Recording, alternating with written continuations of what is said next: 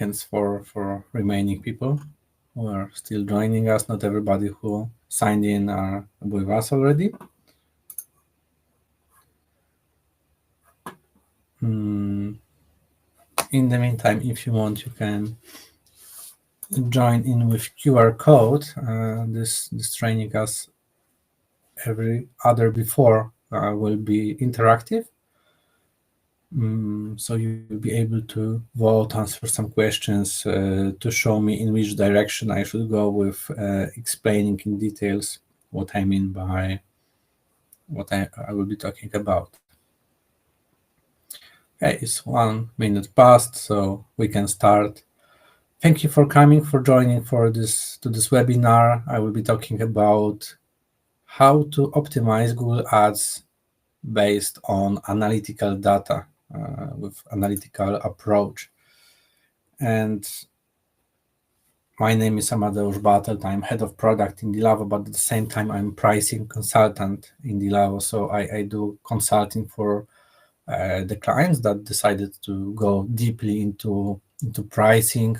Some of them don't have their pricing manager, and we are doing this role for them, or some of them have their pricing manager, and we are pricing agency helping with additional resources, expertise, analysis to deliver their targets.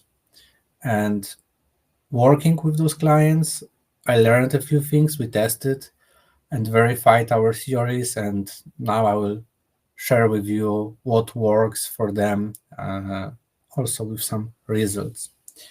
And maybe about my background. Before I worked in Gillette, Procter & Gamble, SpaceX, I finished mechanical engineering. So my background is mostly technical. Also, I have experience in marketing. And I saw that mix of this analytical thinking and marketing is giving really best results. So actions in marketing based on analytical on data, and then closely monitoring, watching the results and adjusting the results were giving the best KPIs. And why we are talking about this, about budgets in Dilavo? Because in Dilavo we have price monitoring, so you know the prices. We have repricing, so you can automatize the price changes, make the process automation. But those are the tools that will deliver what you want, your strategy. And I saw that it's really good if we also educate or help you in consulting with the strategy. And here you can see what areas are the most important in the strategy, are the first steps that you need to know. One of them is properly allocated advertising budgets. And why it works, I will tell you now, show you the whole puzzles, how it works together. So first of all, you need to have the proper assortment in your portfolio. So if you have products that nobody is looking for, nobody wants to buy, doesn't matter if you have good prices, bad prices, perfect website, like, nobody will be buying from you. But if you have some products that are bestsellers, some really popular on the market online, then you can start with having this proper e-commerce. But I know that usually you have like 20K products in your portfolio, 30, it's quite a lot, and they have different roles. So you have to know which products are those bestsellers that people are looking for.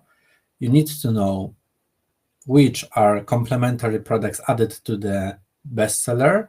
And also you need to know which products are those nice to haves that people are adding to their baskets at the very end, like light bulbs, batteries for electronics, that they didn't really they weren't really planning to buy those, but as they are in the basket, they have some products and you recommend them this nice to have. They think like, okay, I'm not paying more for the delivery, I will not order batteries or light bulbs separately, I can as well add them to the basket and buy them. And when you know which roles are in your portfolio, you can set the pricing strategies. So quite obviously, you want to have low prices, attractive prices for the traffic builders. So for those anchor products that are driving the traffic to your website. For complementary products, you want to have reasonable price, not too high, but not too low. And for the nice to haves, you need to have high margin, let's call it like this. And of course, for this, you need price monitoring and repricing to make the process automated. So low prices have to be low according to, like, in respective to different offers on the market, different retailers. But people are not really looking to buy complementary products. They are not really so interested in digging into your website to find them. And especially they are not going to look for nice to haves. So you have to find a way in your basket, in your store, to show them the complementary products. So if they are buying one product, you have to show them the complementary one that maybe they were eager to buy, but you can show them, I have this. You have to add it to the basket.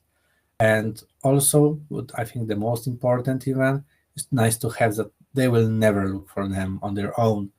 If this free shipping limit is covered, so maybe in the basket you should show them those are the zip straps, light bulbs, batteries that they will be adding it.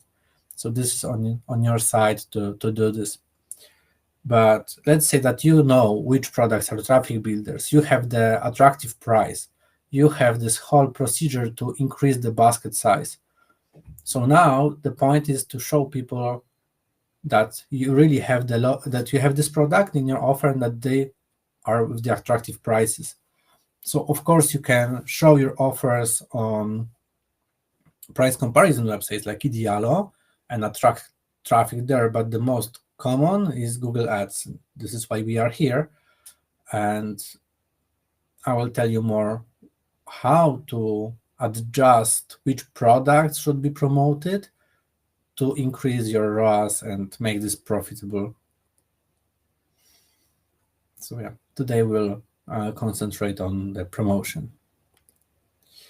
And when we were making those tests before, those experiments, and we were implementing this strategy, I was gathering the results of the ROAS. And on average, we are able to increase the ROAS by 79%. Our best record was 129 increase. So it means that from 5, it was increased to 11.5. So this is significant improvement. I will go into details why and what is also important, that not this only ROAS is important in a few slides. But what is crucial here is to understand that those results are not coming the next day after we make the changes. You need the algorithms in Google to learn, so it will take 2 to 3 weeks after implementation of the changes. Some people say, some agencies say that it even takes 2 months for the campaign to stop learning, but usually see around 2 weeks. That is enough to see the improvement of the performance. And now the question for you is, if you are taking margins into consideration in your Google Ads, because as you can imagine, we are usually talking about ROAS, but margin is put away, let's say. So maybe I want to see if you are aware what is happening and to see how deep into the topic I want to go today.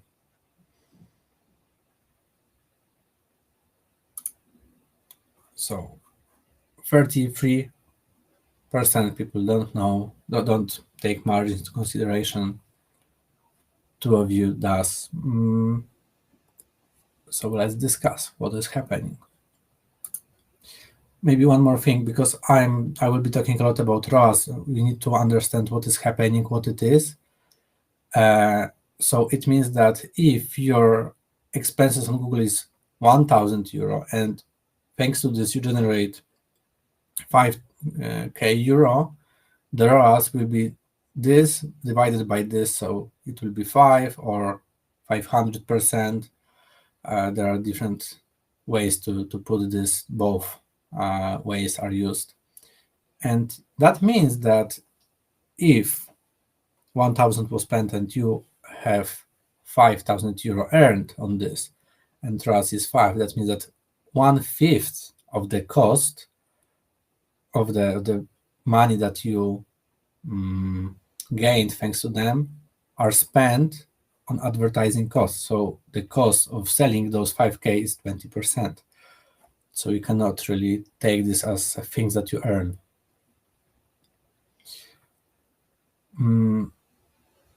Also important is how Google Ads work, that you pay for every click, no matter if a person buys the product or no. So if they see a ad and they click, you're already paying. If they don't purchase, you're wasting your budget. So generally, the most important thing is that if they click, that they will buy. So highest possible purchase conversion. And about the margins, to show you, as not everybody voted, why it is important to take margin into consideration. Let's say one example. We bought an iPhone 17 for 1,500 euro. Market price is around 4,000 euro. But the employee made a mistake, and there we are selling it for 3,000 euro. We are promoting the product. We spend 1,000 euro on advertising, selling 100 units. So the ROAS will be huge. Is it really a success? Of course, you know now why I'm exaggerating here, but if the outside agency is making this, external agency, they can say that they had great results, they made success, and they need nice bonus because of this. But you, as the company, at the end of the day, if you were buying for this and selling for this is not really a success for you. And what I mean is that in this formula, there is nowhere your margin. So later I will tell you how to implement margin in your Google Ads. And how the companies operate usually with the products. So you have 20k products, you have some budget for Google Ads, you have average ROAS, you have average margin. And what companies do, they put all the products, maybe they divide by brands or categories, but they don't make analysis product by product, and they use these budgets on the whole brand category. Frankly speaking, mostly wasting the money. And so here are the problems that I found. The most common one is that they don't look per product if the conversion will be high for a product or no. They don't look at the margins, and they don't look at the roles in their portfolio. So let's say that you have the common strategy for all the products. Here will be some mix of products. You have product A, product B, product C. To make it easier, I made the lowest market price for all products the same, but they have different margins, different prices in your store. So now the question is for you, which products would you promote? And I already told you that probably all the same budget is not a good answer.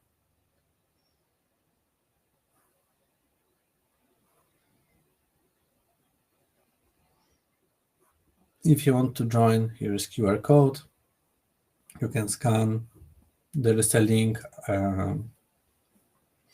in comments also.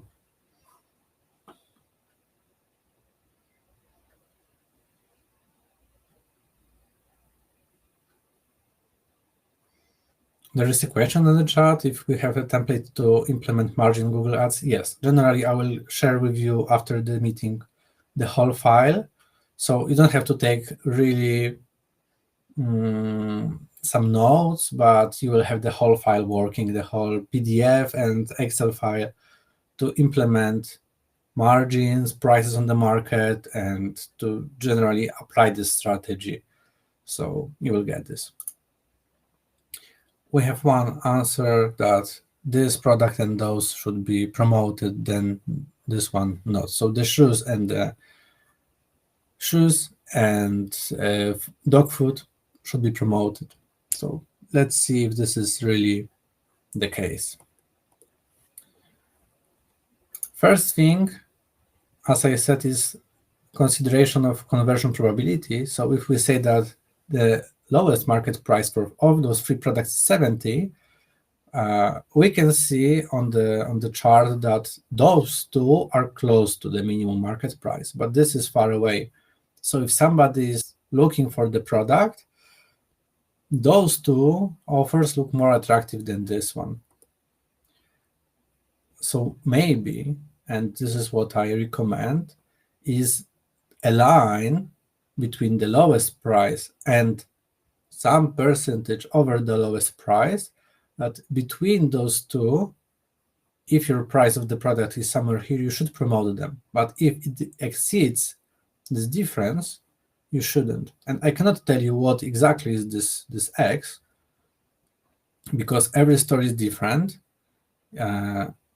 People differently see your store. So I don't know if you are MediaMarkt or if you are some local store. If you are MediaMarkt, maybe this line can be further from the minimum price because people trust you. But if you are some local store, you are a new player, probably you will have to be closer to this 70. So let's say that this 20% will be a psychological barrier. So this value will be 80. So if your product is up to 20% from the lowest price on the market, probably you can consider promoting those products because there will be conversion on them. But if something is exceeding this price, let's double check if it's really worth to promote this product, because the probability of conversion will be low. So if this product shows in advertisements and people see that the lowest price is 70, but you sell and show in ad these shoes for 72, they will click, and there is high probability that they will buy this product. So your ROAS will be high. The same with the headphones for 74. But if people write this particular dog food and they see that the lowest price is 70 and you are selling for 150, even if they click on your ad, this is already bad because you are paying for every click, they will not buy it because they will see that there is nothing special about this, and nobody wants to pay double the price if they can buy something cheaper. So the conversion will be low and ROAS will be also low. So generally speaking, the probability of the conversion is the highest when you have attractive prices. And you should check this attractiveness product by product. Now about, sorry for the title, it didn't change. But what about the margins? So I just want to dig into margins and markups, so we have the common understanding, because from my experience, people are mixing them quite a lot, and I want you to really understand the case. So let's assume that the ROAS is 5. And as we said, advertising cost is 20% of this volume of sales that you do. And now, if the product has margin 20%, you earn 20% from the selling price. But if it has 20% markup, you're earning 25. So having 20% margin on the products that you promote with ROAS 5, it will be not really, you will be not earning a lot of money. With 20% markup, it will be better, but still to improve. And now let's look for those products that we mentioned. and have the percent of the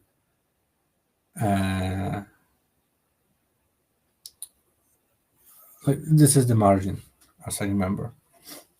So this product had margin 15%, this had 20, this had 30. And when we look at this percent of the money spent on ads, this product with 15% of margin will not earn us any money, we'll be losing on this product.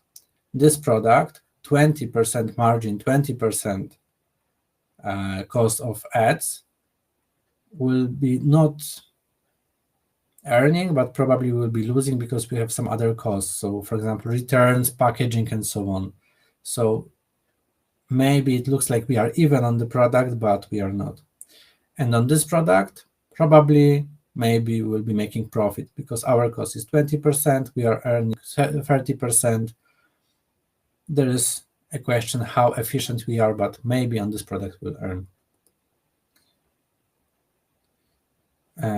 So of course we have to create this line and say, okay, so if I'm selling below this margin, and this margin is our ad cost and our cost, so this 20% of the cost plus our cost, like 8%, probably we should say, okay, we don't want to promote those products because they are not gaining us any money, and maybe this one with the proper margin is giving us some profit. And now let's combine those two lines to those two charts in one. So you will have the price attractiveness on one, margin on the second axis, and here on this point we'll have this psychological threshold and profitability threshold. And when we put the products, here we have products that have good margin and they are competitive in price. So we want to promote them because the price is attractive, the margins are attractive. Sorry for mixing the pictures. This should be products that have attractive price here. And we should promote. But the thing is that those products that have competitive price and good margin, they are only 10% in your portfolio on average, so it's not a lot of products. On the other hand, we have products that are expensive, they have low margins, so we shouldn't really promote them, we should abandon them, because even if somehow we will sell them, we'll have low margins, we'll not earn a lot on them. But those products is around 70% of your portfolio, so we cannot really move a whole budget from here to here. So we have to look for something else. Maybe here we will have products with good margin and not competitive price, so we'll not have high ROAS, but if we sell the product, we will earn on this. And here, maybe we will have products with competitive prices but low margins. And I will tell you in a second why it's good sometimes to promote them.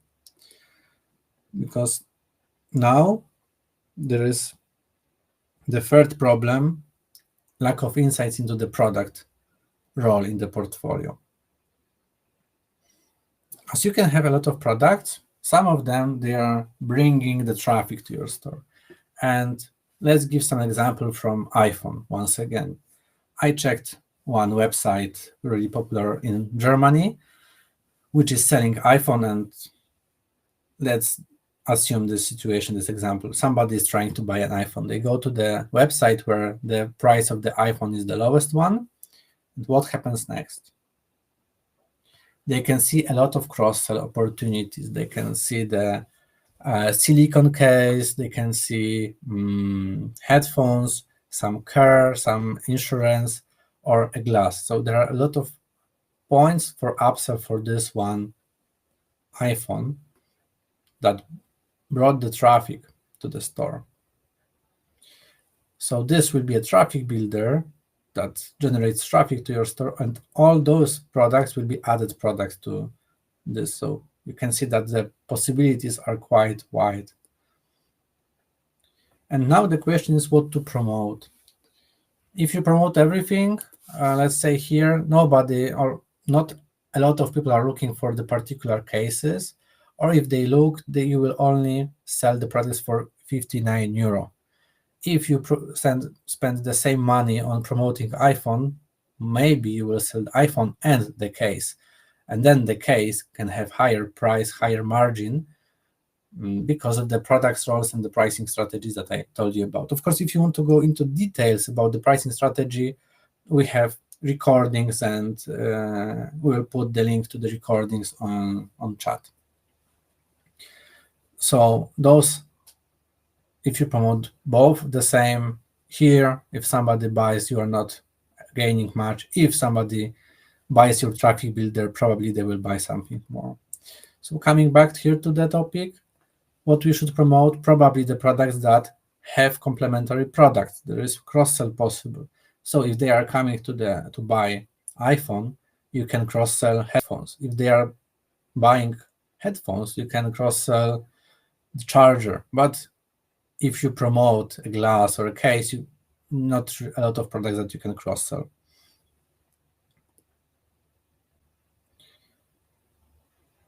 So maybe here we can have products that have competitive price, so they are attractive, but have low margin, but the low margin is on the one particular product, but the whole basket that it generates will have higher margin. So if you are selling those headphones for low price with low margin, maybe you're also selling to them a charger separately, some case, maybe some batteries, not even for this product, but those nice to haves. So the margin, let's say, for this product is 18%, but the whole margin for the basket will be 35%, and then it's really good to promote those products. And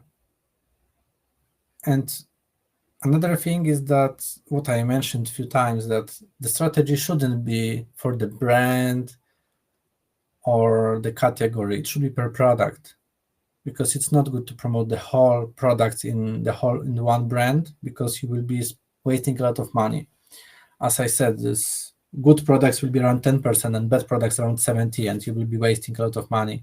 And Google, of course, sells or spends all the money that you give them.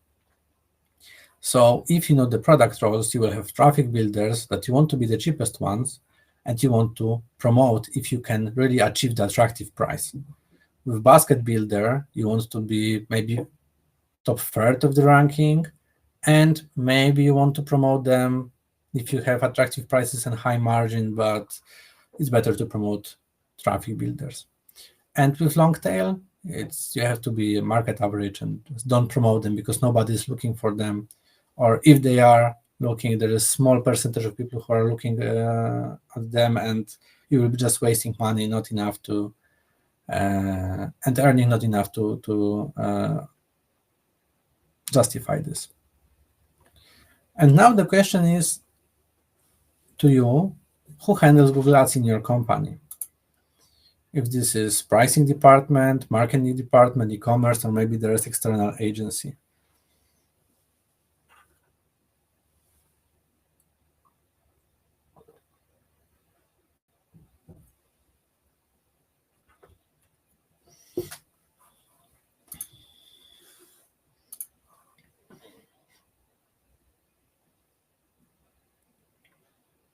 Three more seconds. Mostly it's marketing department, in one case, external agency. So I would say that probably if you are here, you are from e-commerce department and pricing department, because this is usually people who are attending this trainings because of what Dilavo is, and quite rarely is the marketing department. So in one case, you are here setting the prices, but those guys from another department are making advertisements. So somehow you have to communicate. And how I see the communication between pricing department and marketing department, I assume that will be mostly marketing department, I was right, is that they need to know what are the roles of the products. So which products are traffic builder, basket builder, margin builders. and this is not something that usually they can say, it needs to be you. They need to know what are the margins and what are your minimum margins for the products. Also, once again, this is your case to know this and to send this to them. They need to know if the products have attractive prices compared to competition, your thing to calculate. And they need to know what are the stock levels availability, because you don't want to promote product that is the last one in stock, or like there is out of stock, obviously.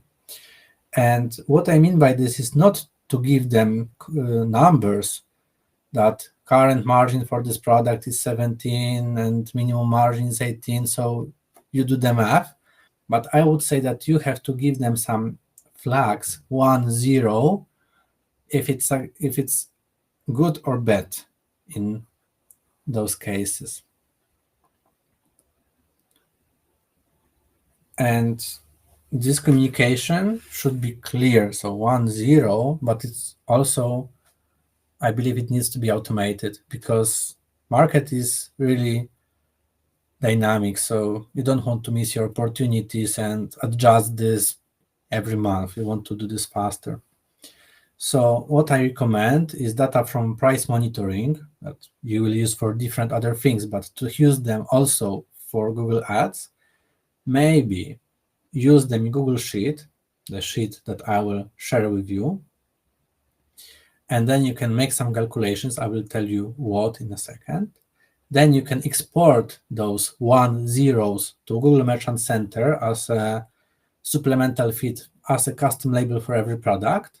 This will be automated, and if there is information in Google Merchant Center about those tags, they will be automatically in Google Ads.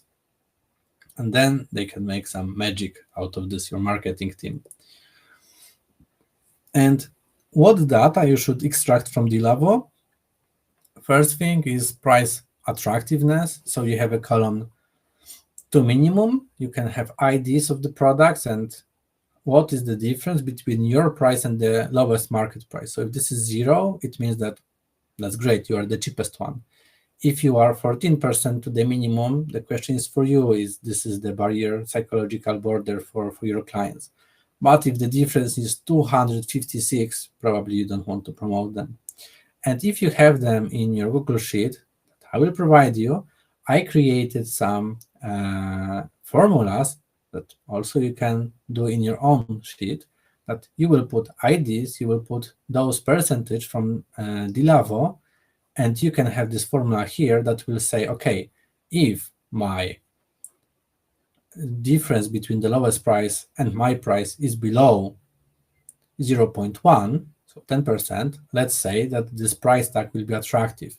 If it is over 10%, below 20, let's say it's semi-attractive. If it's over 20%, let's say that is unattractive. So my point is not to give those percentages to marketing, but maybe to give them flags, attractive, semi-attractive, unattractive.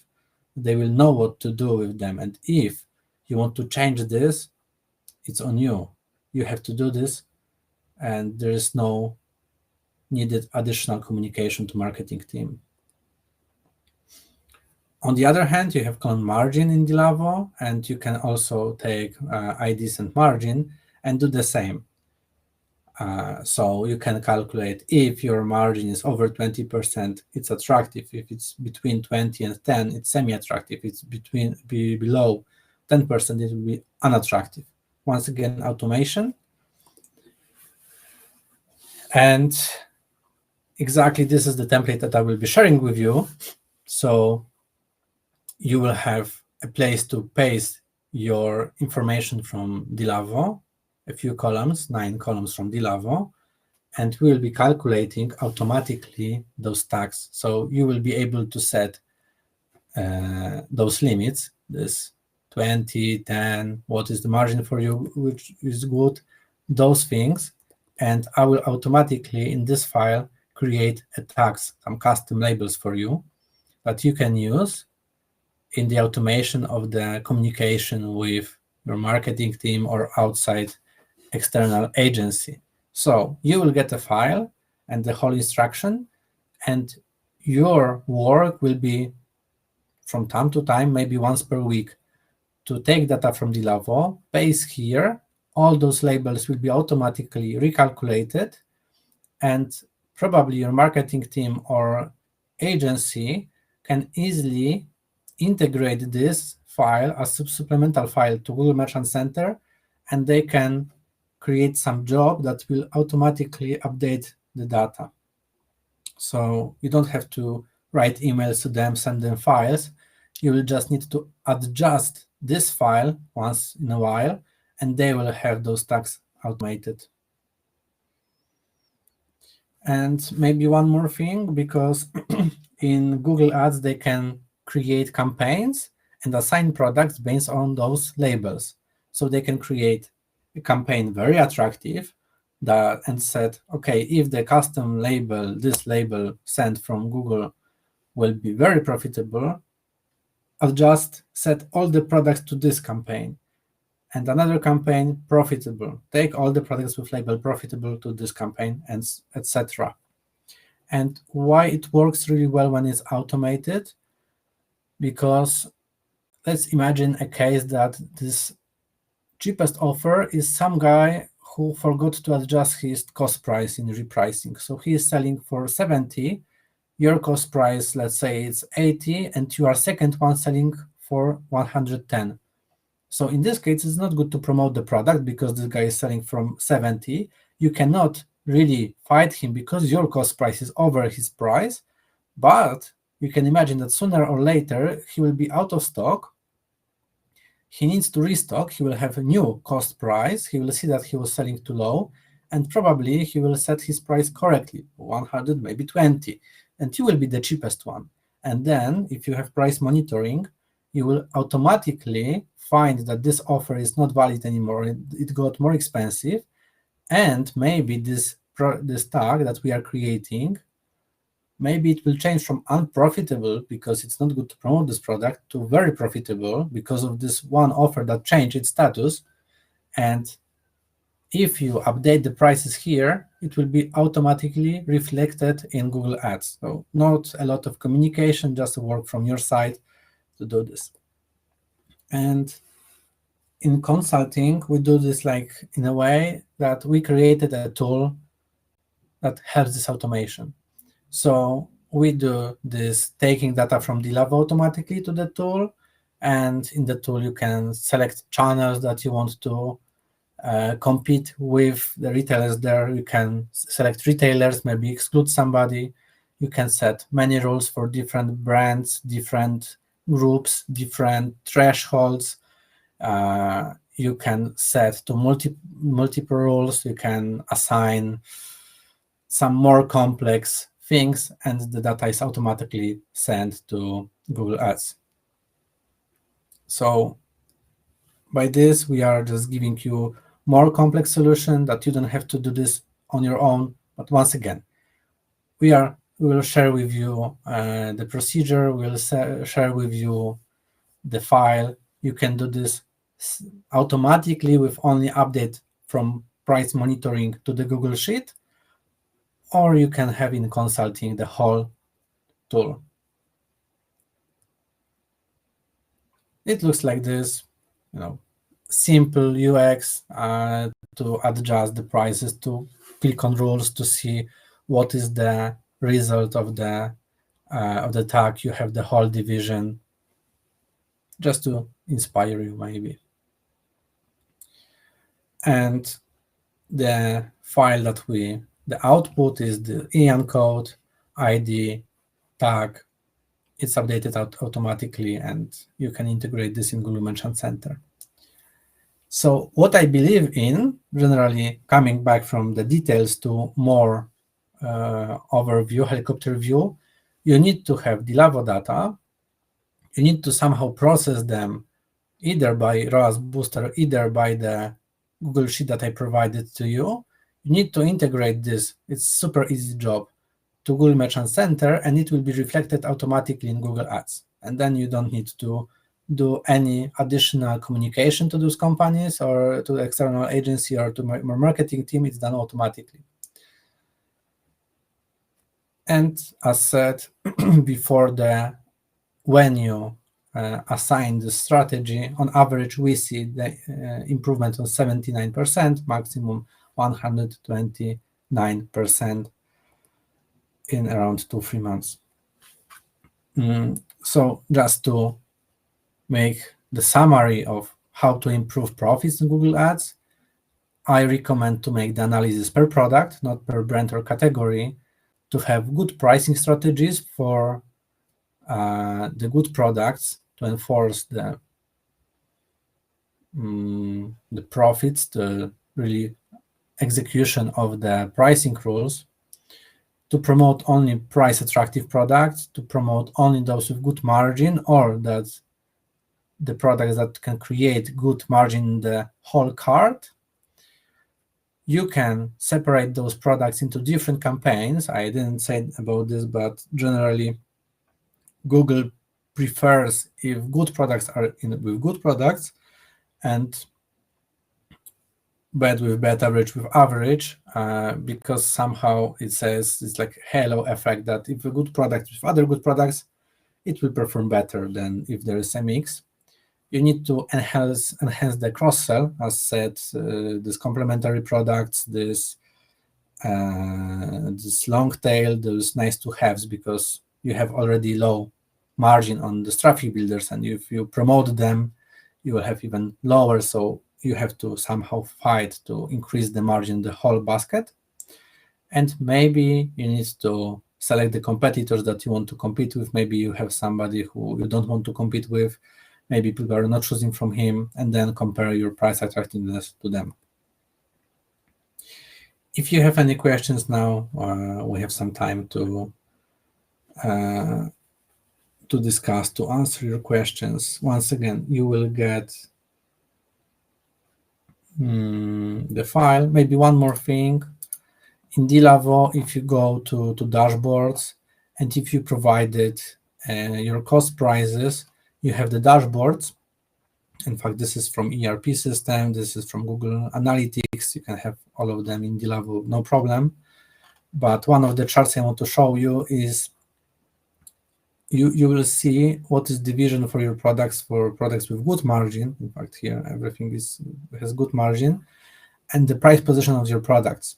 So if you see which products you want to promote, here surprising will be everything, but you can see that a lot of products have price difference over 20%. So 7% of products, and like 15% of products have good prices to be promoted, and the rest is something in between.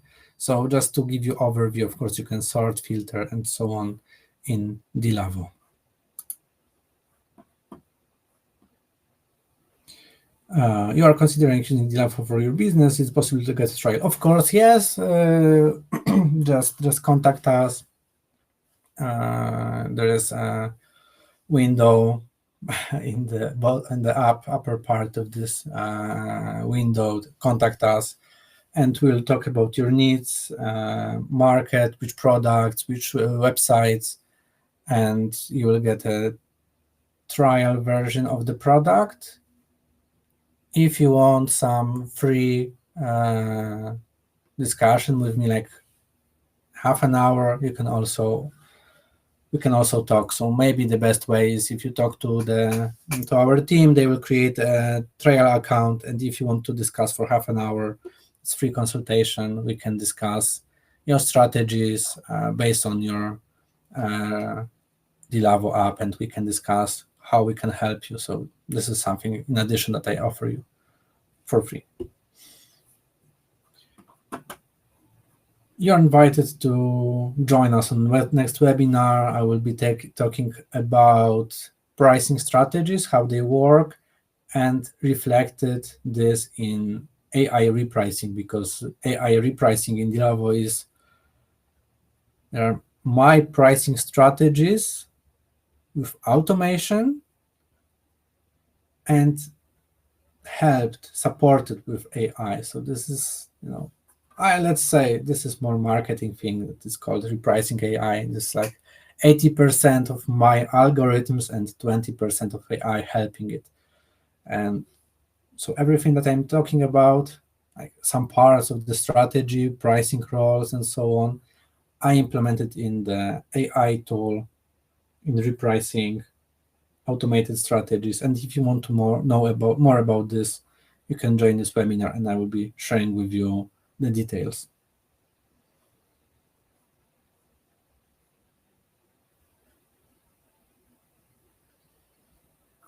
Do we put wholesale price on the, yes, you have to put, you don't have to put wholesale price and APNs in Google Sheet. You put them in Dilavo, and we calculate your margins. So this is calculated, and probably this is really good not to put them in Google Sheet, because they can often change, and it's not so easy to make the automation. So what we do is you can either send us a file that you adjust with your cost prices, or we integrate to your ERP system and we take them automatically. And then when you have a new order from your manufacturer and they give you new purchase prices, cost prices, or wholesale prices, we'll automatically adjust them in Dilavo, so you don't have to really care about adjusting them separately in Google Sheet or other systems. I believe in automation, that you don't have to really think about this, and just use the strategy, time for the strategy, not for the clicking. So James, I can see your comment. We will look into this. We'll try to contact you once again. No problem. Are there any other questions?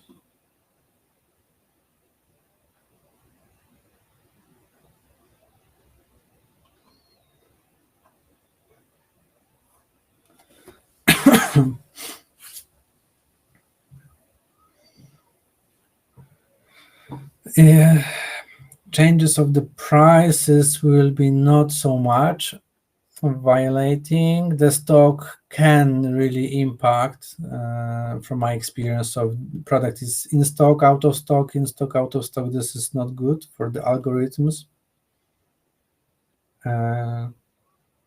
From my experience, the changes of the prices, they can be frequent, but you are still, if this is minimum price and this is your price, they are oscillating, but they are not big changes of the first place going far away, because if you have repricing. If you are just putting random numbers, of course it will, but it's just oscillating. So if we put the threshold somewhere, you are still between the threshold and the lowest price. And now with your whole portfolio, it won't be a huge percentage of products that are going behind this threshold, in, out, in, out. So I think it's important that you keep the prices automated and you send those tags automatically to Google Ads, and it will not really affect too much the algorithms, because you will be not crossing this threshold, and the attractiveness of the product will not change so often. So pricing changing will not affect the algorithms, but stocks, I believe it will. So it's better to keep an eye on the stock, but don't worry so much about some small changes in the pricing. Just make sure that everything is automated, because if no, you're losing a lot.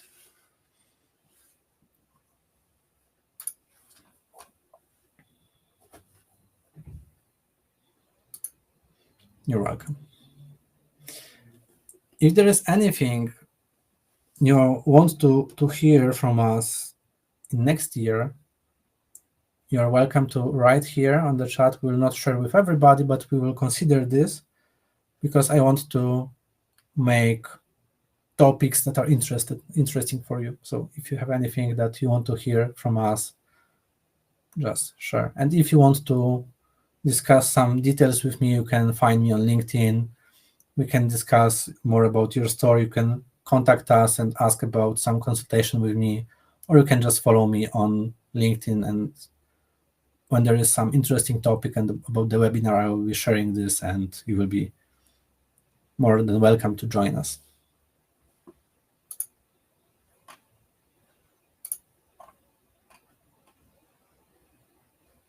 Okay, if there are no more questions, thank you so much.